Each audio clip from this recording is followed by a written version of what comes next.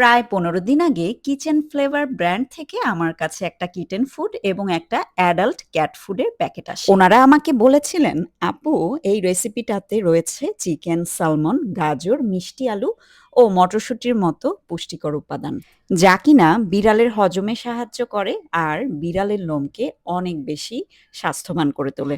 আর আপনারা তো জানেনই আমি কিরকম, হাতে নাতে প্রমাণ না পেলে কারোর কথা বিশ্বাস করার লোক কিন্তু আমি না।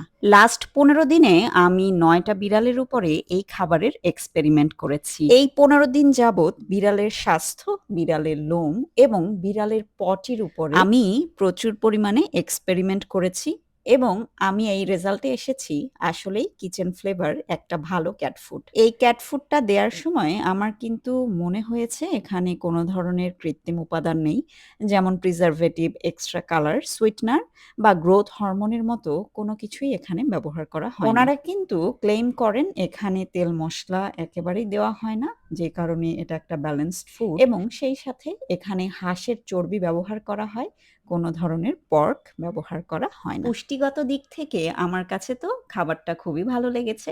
আর যেই বিড়ালগুলোকে খাওয়ালাম তাদের খাওয়া দেখে তো বুঝতেই পেরেছেন টেস্টের লেভেলটাও কিন্তু অনেক বেশি হাই ছিল। এই ক্যাট ফুডটা কে ইউজ করেছেন কমেন্ট করে জানাবেন।